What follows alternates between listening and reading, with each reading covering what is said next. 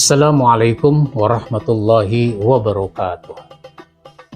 Saudara sekalian yang saya hormati, ada pertanyaan yang diajukan kepada saya terkait dengan masjid.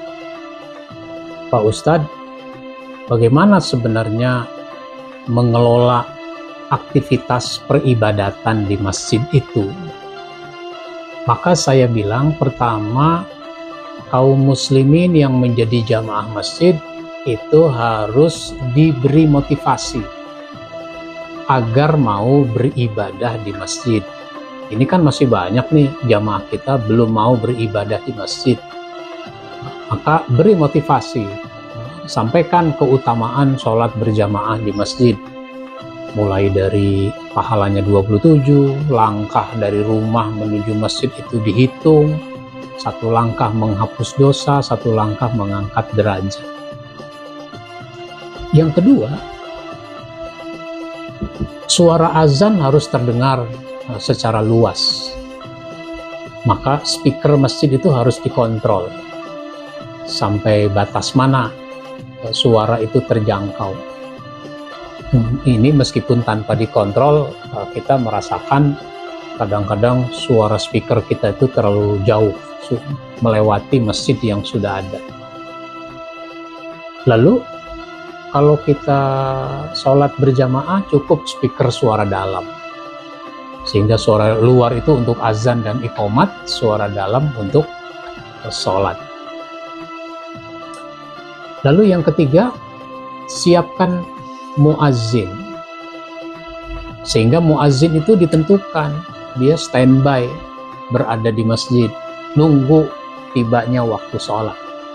Jangan sampai di masjid lain sudah terdengar azan, di masjid sini malah belum. Bahkan muazzinnya datang terlambat, sehingga di sana sudah iqomat, di sini baru azan. Nah, jangan begitu. Muazzin tentu suaranya harus pas, fasih, bacaannya, sehingga terdengar enak di telinga jamaah. Yang sangat penting, siapkan imam. Pengurus masjid harus menyiapkan imam. Imam yang bacaannya baik.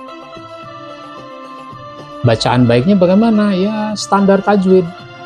Jadi jangan sampai imam yang mestinya baca panjang dibaca pendek, mestinya pendek dibaca panjang. Bacaannya yang baik. Maka imam itu harus diseleksi oleh pengurus masjid. Siapa yang boleh jadi imam, siapa yang tidak. Bahkan jumlahnya harus lebih dari satu, sehingga nanti kalau jumlahnya lebih dari satu, imam itu bisa bergantian.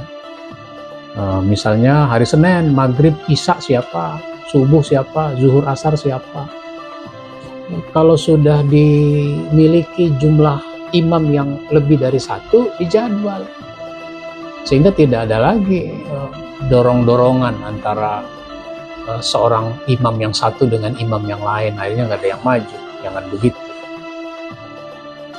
Maka ini sesuatu yang sangat penting, menyiapkan imam yang baik bacaannya, yang punya ilmu pengetahuan, yang baik akhlaknya, karena imam itu harus disukai orang.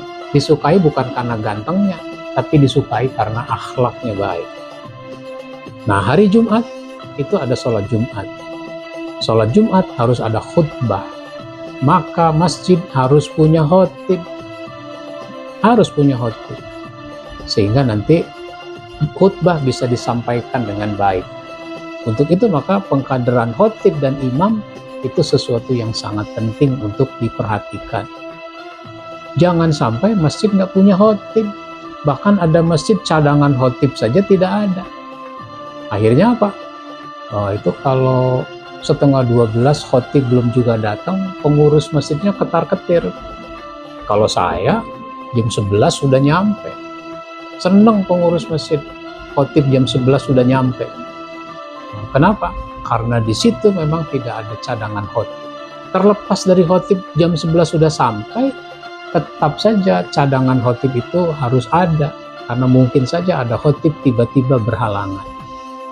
Ini sumber daya manusia yang harus disiapkan oleh pengurus masjid, Saya sebagai Ketua Departemen Sumber Daya Manusia Masjid ini mengingatkan agar pengurus masjid menyiapkan sumber daya manusia yang sangat penting.